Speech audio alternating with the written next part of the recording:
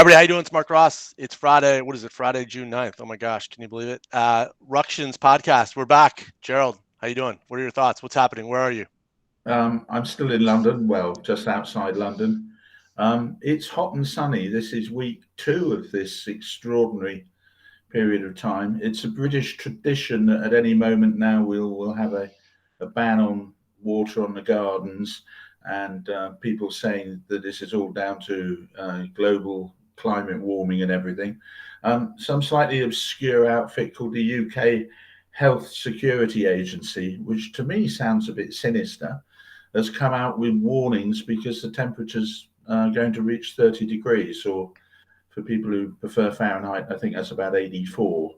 I mean, this bureaucracy gone mad. But anyhow, all of that on the go. Beautiful weather and quite a few interesting stories cooking this week, aren't there?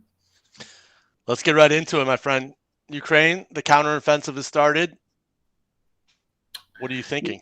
I don't know. I just wondered if Zelenskyy is maybe slightly oversold all this. And what do we, what is a counteroffensive and what will success look like? Yeah, it's like the counteroffensive, right? It's not even a counteroffensive. It's like a Hollywood production. It's like the counteroffensive. Yeah, he's certainly hyped it up, and I can understand why, because obviously it's getting the squeeze on getting more kit and equipment and all the rest of it. I've no idea what happened with this damn thing. I guess the Russians blew it up, and they had no thought or consideration for the consequences, and not just on the Ukrainian side of the river. By all accounts, it's caused chaos on their own side. But you can never accuse Russian generals of subtlety, and so I'm afraid this is, it could be more of this sort of thing to come. In terms of the offensive, as I say, I'm not too certain what success will look like. I'm still, rightly or wrongly, in the camp that sees this as just a static war. And I know that the media are making, big hullabaloo about when somebody advances a mile here or 2 miles there, and a village nobody's ever heard of is contested and about to move. Isn't this a little bit like reporting from a Western Front in 1916, where things just ebbed and flowed?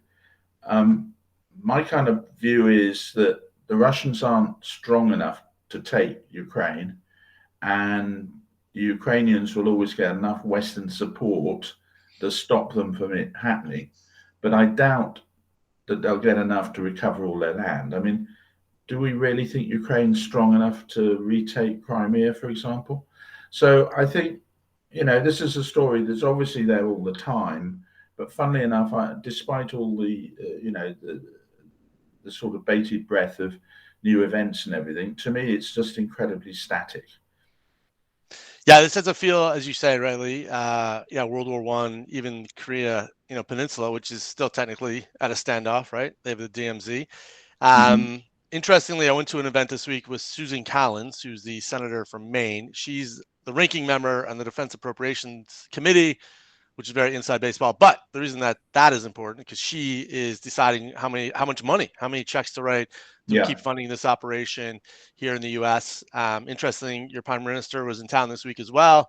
Commitment from Sunak and Biden. So there is a lot of support for this quote unquote counteroffensive, but it does seem to be a part of a bigger narrative about funding. How do we keep paying for this? And if it's a slog, and but I totally agree with you. There's a reason why we didn't care, the West, I say care, when the Russians went into Crimea, because it was, there was no way that was ever going to be extracted, right?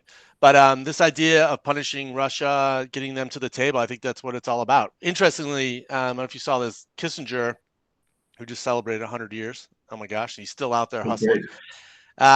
He is making the case, listen, there's so much kit and equipment now in Ukraine. They have the most advanced military in Europe. And what happens after the war when, this thing all settles down? I don't know. It's a pretty dramatic situation. That's true. The issue is probably more to do with training, isn't it? All this talk of loads of tanks that were going to arrive and then this would swing things. Well, there's many months of delay in getting everybody fully trained. We haven't seen anything of these tanks yet, or certainly nothing has been reported that they're in any form of action. And of course, then the overall saga of the I forget which number it is. It's the F-16 or whichever Right. whichever the fighter plane is, and there. People have pointed out it's not just a matter of supplying the planes. It's not just a matter of training the pilots. You need a huge logistical tail of kit, equipment, servicing, maintenance, and everything. I mean, obviously, these are unbelievably sophisticated pieces of kit, and they demand a lot of time and money just to maintain them. So, quite whether these are these big game changers, to be honest, I'm somewhat doubtful. I'm not. I don't take any great pleasure in it, but I wouldn't be surprised if we're still talking about this at Christmas time, and in pretty much where we are now, unless something dramatic happens. But I personally, I can't see it. What's interesting, think about this conflict. I mean, we've chatted about a lot about this. I mean, just the comms around this and the narrative, and Zelenskyy front and center. It does seem like nobody really thought from the beginning. Nobody really thought Ukraine could stop the Russians. So when that was achieved, now the goalposts are being moved. Like now the Ukrainians are saying they want all their territory back, and there's this counteroffensive. And to me, like there's no like what I think rational people know what the end game is here, but the Ukrainians and the Russians haven't decided to find a way to make peace. And the scary thing is, even if they make peace, presumably the Russians will come back in 20 years to try to take this territory again. So Well, I don't know. Maybe we've got a Korean Peninsula situation. yeah, and maybe a form of partial sort of, if this makes sense to say it, partial partition, in the sense that if you look at voting patterns in Ukraine back in 2012 and earlier, the country was split down the middle geographically. The east was very much pro-Russian, and the west was the western side of Ukraine was very much looking to Europe and the West in general.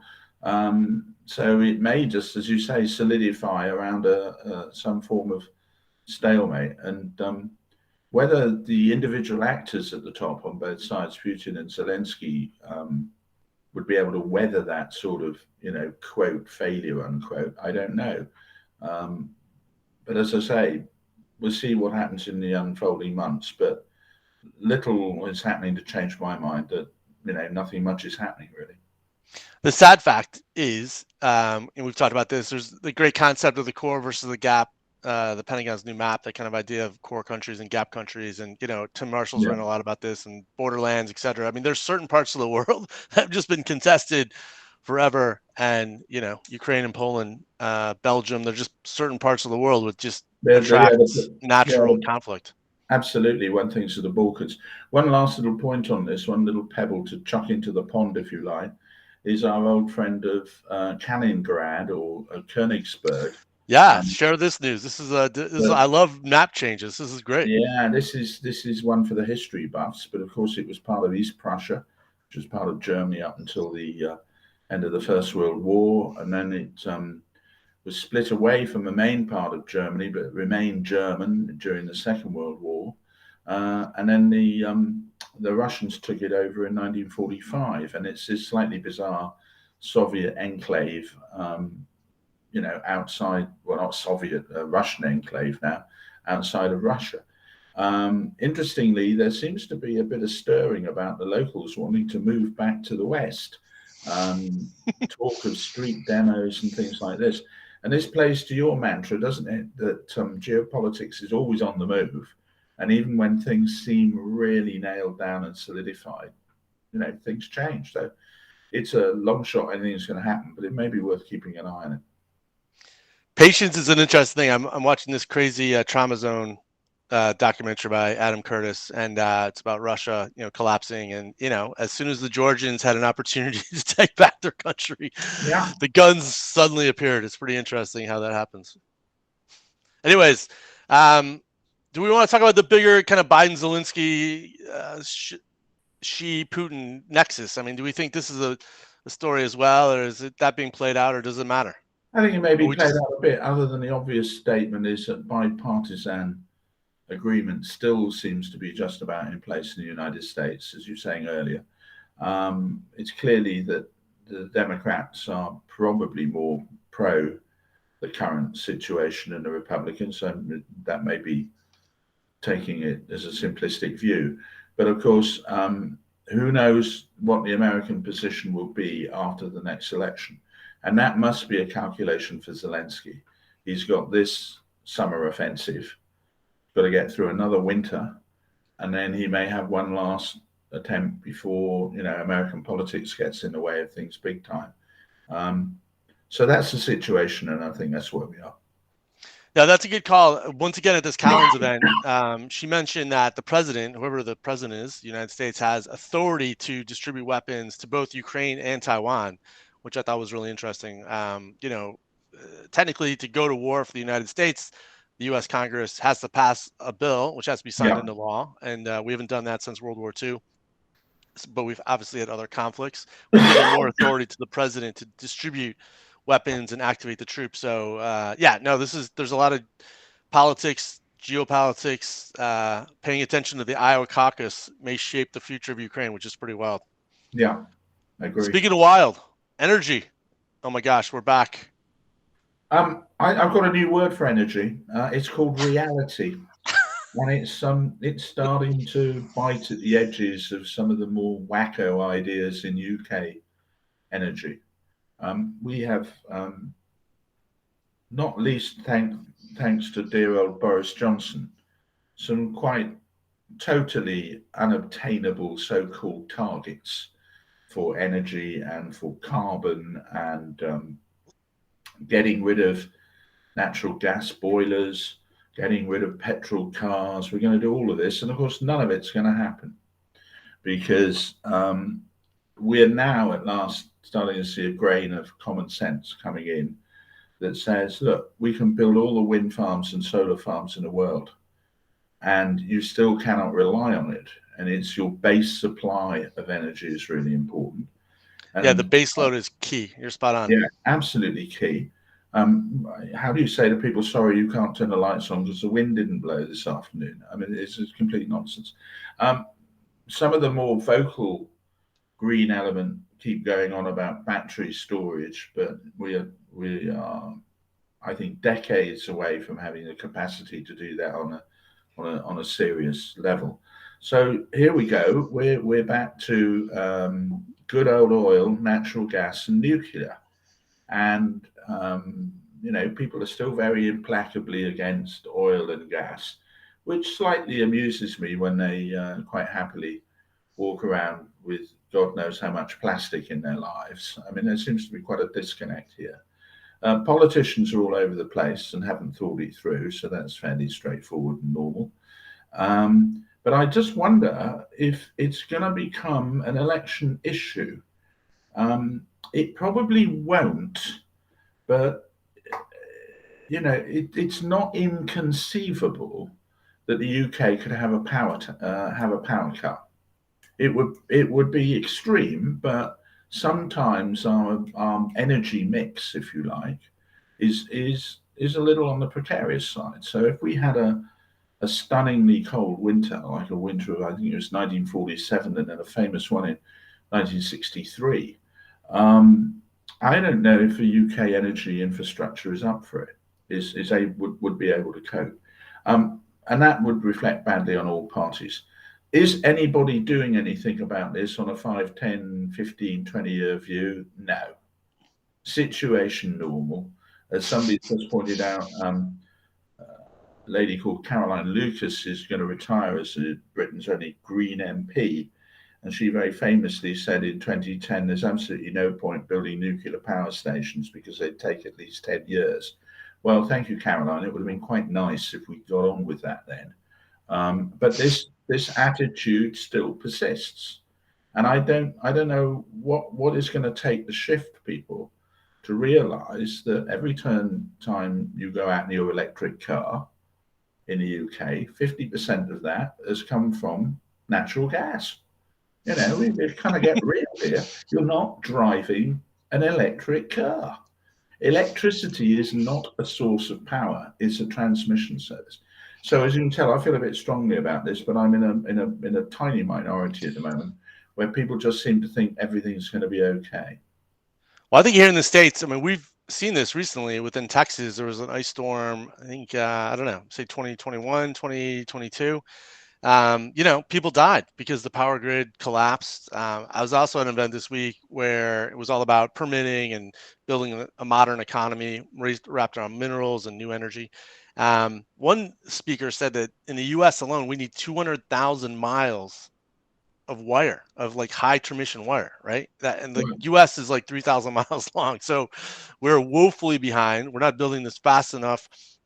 I will say I do think our politicians at an elite level, senior level, got more common sense about, an all-in energy policy. But nobody is saying, listen, yeah, we need to maybe not try to retrofit the past, but like look forward to the future and build stuff now that, as you say, going to come online in 10 I don't years. see why we can't have an energy mix. I mean, I'm not anti-electric vehicles or battery cars as I call them, but to me they're a niche product. We are not. I can't see us having electric trucks, and then Yeah. certainly not electric semis, as you guys would say. I mean, this just isn't going to happen. And why waste time, money, effort, and capital on trying to make something that's less efficient? On the basis that you're going to somehow save the planet.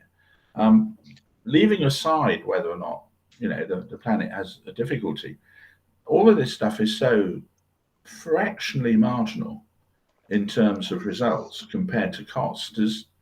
I mean, to me, a lot of it's harebrained, but a lot of people are very passionate about it. And one of the problems we've got, it's clearly very political.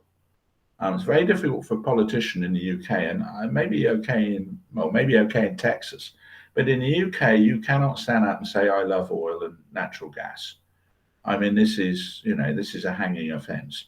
But we all Yeah, have, yeah, you know, no, you're right. Nobody even yeah, you're right, outside of Texas. That's why they use this all-in energy policy, kind of wordsmithing. What I think about the short-termism of our politicians, and I don't know, these term limits maybe need to be longer. And at one time the US decided through the New Deal to basically dam the Tennessee River to build the yeah, Tennessee Valley Authority, which powered not only Tennessee, but the entire Southeast. yeah. And that radically changed the United States of America for the good. You had Well, people in the 60s without, which is, without basic electricity coming to their house.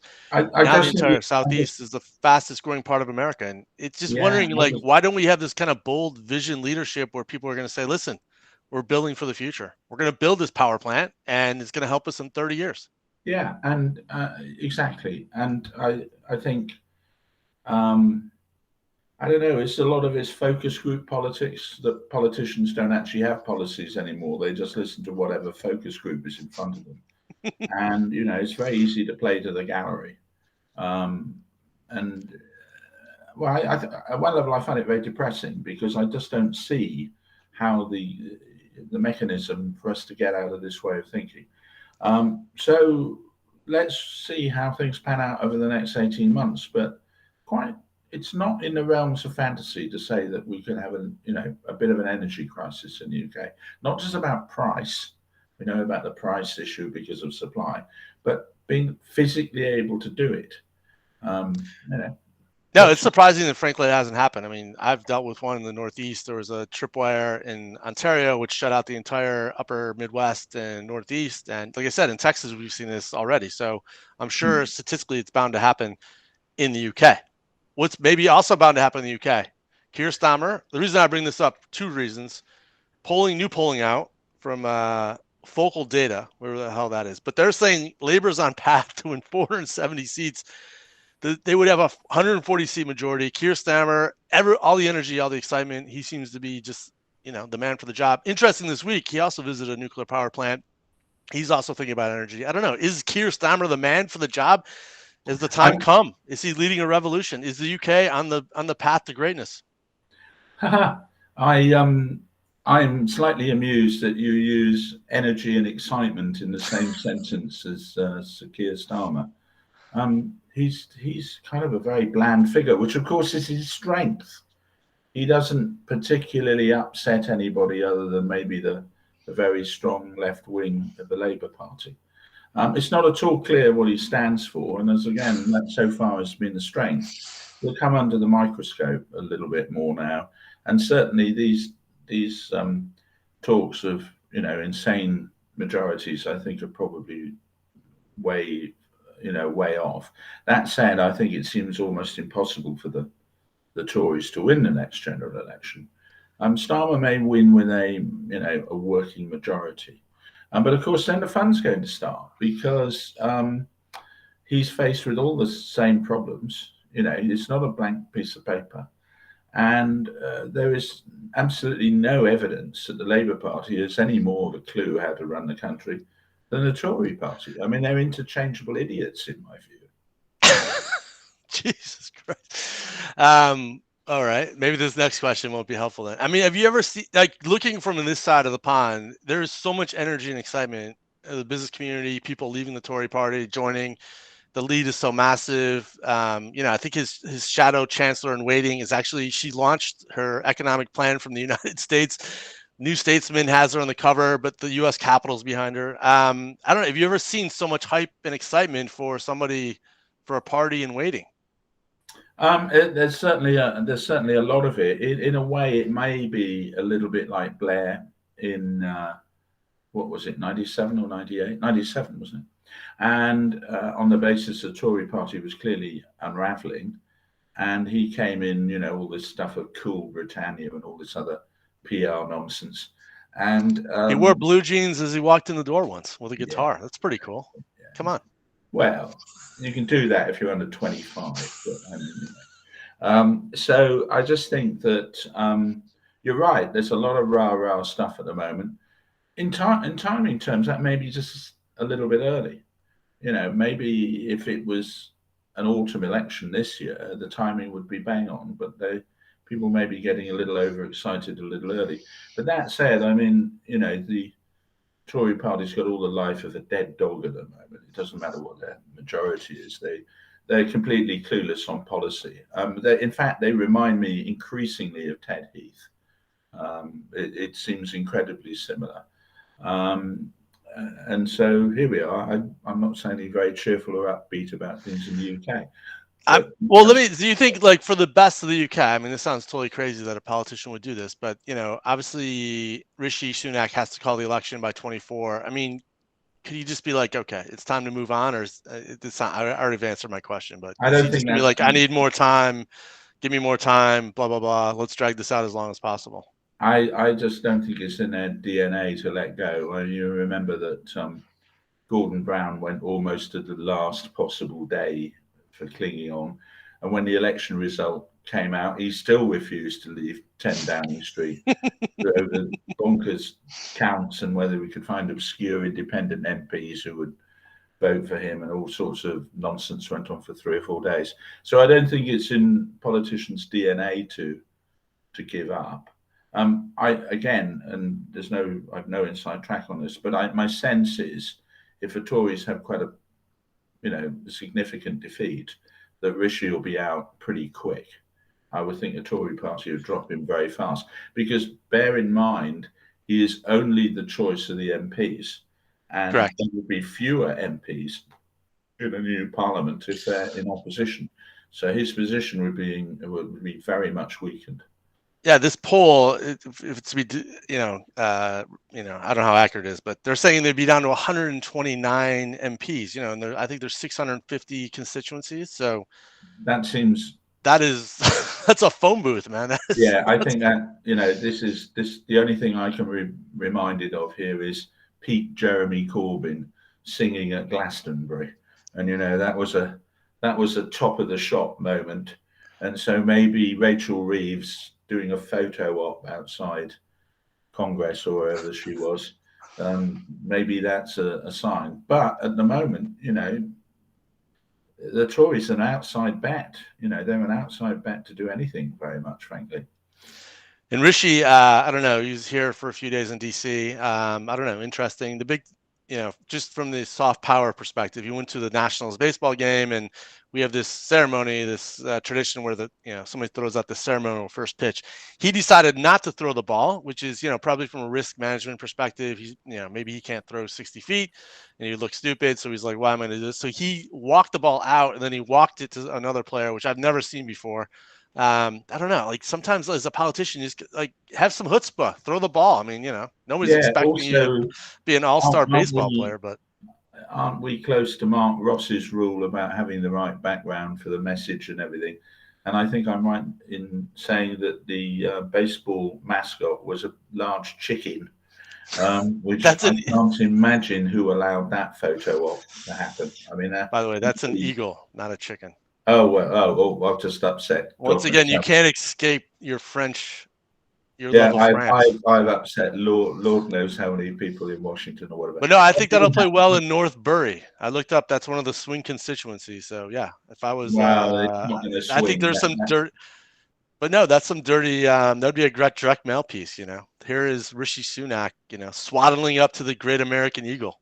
No, look, Rishi Sunak's no fool. He's obviously a very bright guy, but he's got all the demeanour and passion of a middle manager at a large retail store. He is just not a global leader. He just isn't. Now Which large retail store? Do you have one in well, mind? no, we're not being paid. If we were, I may be willing to offer some suggestions. Speaking of offering suggestions, we're going to close out with sports television. The PGA Live this weekend is the Champions League final. Both Inter is underwritten by a Chinese state-owned enterprise, Inter Milan, and Man City, sovereign wealth fund. What is happening? Big money, big sports. No longer the little guys owning these teams. I wonder if we shouldn't just rename these teams so it becomes Saudi Manchester City. Yeah. Or Qatar, I think. Isn't that whatever? I think the Qataris own or is it who owns Man City? I think the Qataris own PSG. I always think it's quite funny that their main sponsor is Etihad or Etihad or whatever it is, which is of course Arabic for United. So it's quite funny that Manchester City have United in Arabic on their front of their shirts, but that's by the by. I think, in a way, we might say, "Oh, this is a whole new world," and then you may say, "Well, no, actually, sport and politics has been intertwined, forever, going back to bribery in the Roman games, and indeed even in the original Athenian Olympic Games." But it seems particularly stark now. And it does seem that, people who you don't really equate to being involved in sport are writing enormous checks. I mean, the obviously one which I know you follow quite closely more than me is this golf saga. Saudi Arabia is now pretty much the major force in world golf. This is just extraordinary, but maybe more of this to come. It's all about money, isn't it? Well, I think there's three examples I'm going to give you. So the Major League Baseball, which Rishi Sunak enjoyed this week. So MLB, Major League Baseball, has antitrust protection written into law in the United States because it's a national pastime. So it's given protection to essentially run a monopoly over professional baseball for the good of the citizens. The NFL is essentially owned by individuals. There's no real corporations yet that have gotten into that business, which is kind of interesting. Those guys are sometimes seen as like the great barons. The owners of the NFL in the States are really the royalty of America. And the German Bundesliga, which is the top soccer league, they have laws that prevent, they have a lot of local control. Yeah, absolutely. So are we going to see a revision to this? Because you're spot on. I mean, the money is there, but to what end, and the geopolitics of it. And now the golf thing, which is interesting, since it's global, you've got the U.S. laws, and you also have the European Union. I don't know. Is this deal actually going to go through? Well, I wonder. Go ahead. I wonder if one model might be what has happened to cricket and the Indian Premier League or whatever it's called. Yeah.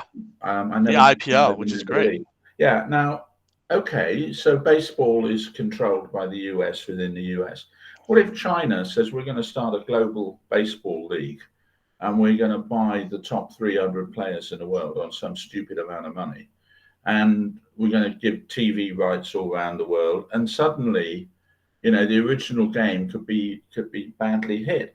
I mean, there's increasing evidence in the UK that cricket is well, it's all during my lifetime. People are saying it's getting more and more marginalised, but I think the Indian challenge has fundamentally changed English and the standard test matches with Australia and West Indies and all the rest of it.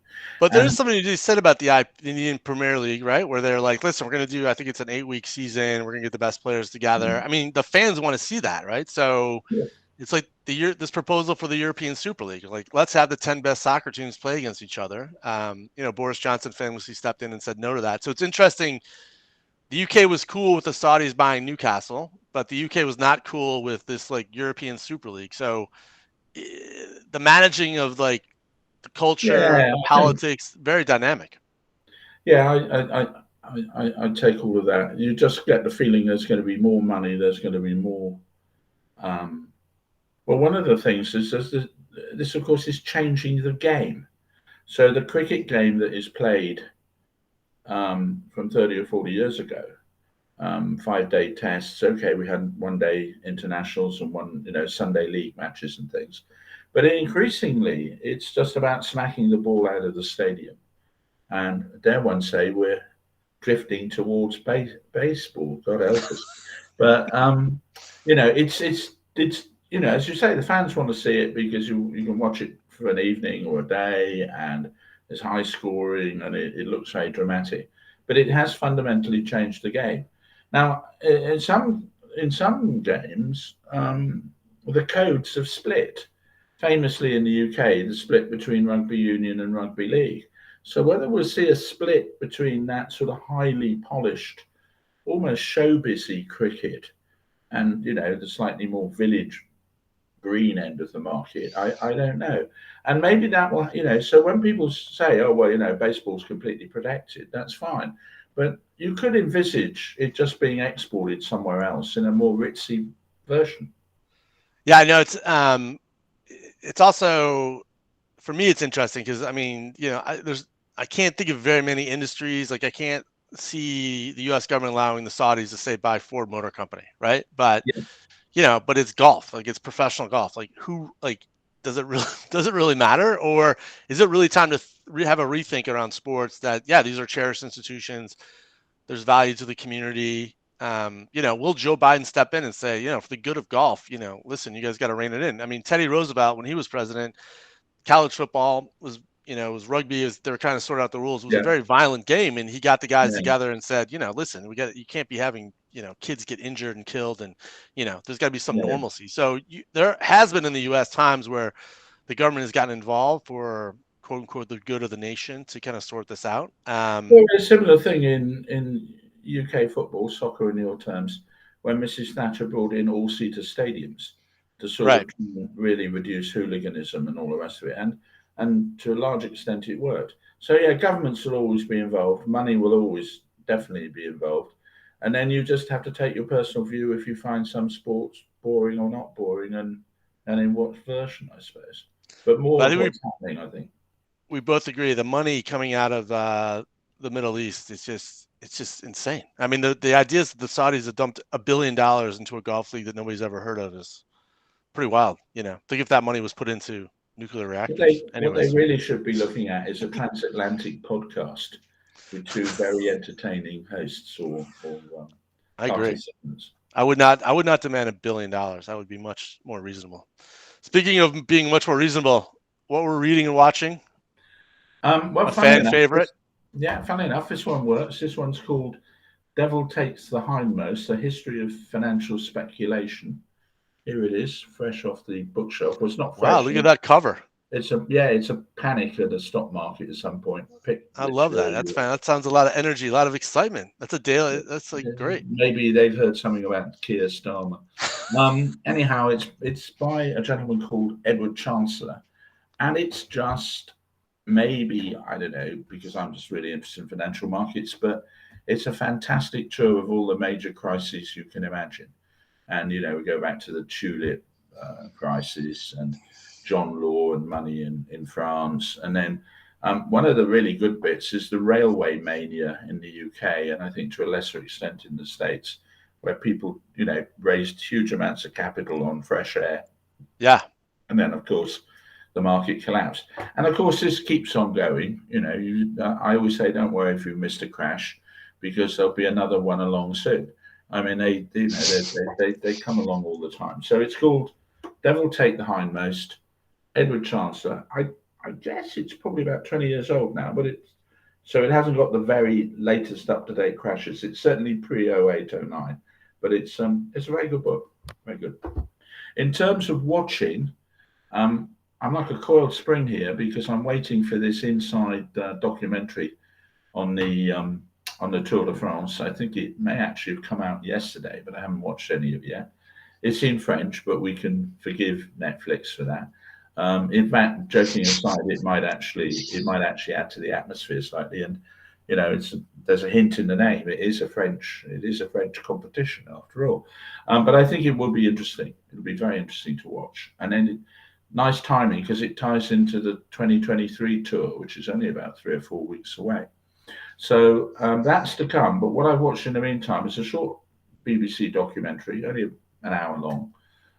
It's called Gold, the inside story of the gold heist of, I get my year wrong now. I think it's 1983, it may be 84. I think it's 1983. And at the time, this was the largest ever gold robbery. At today's money, we'd be talking north of $100 million. And it was stolen from a warehouse in Heathrow Airport, of all places.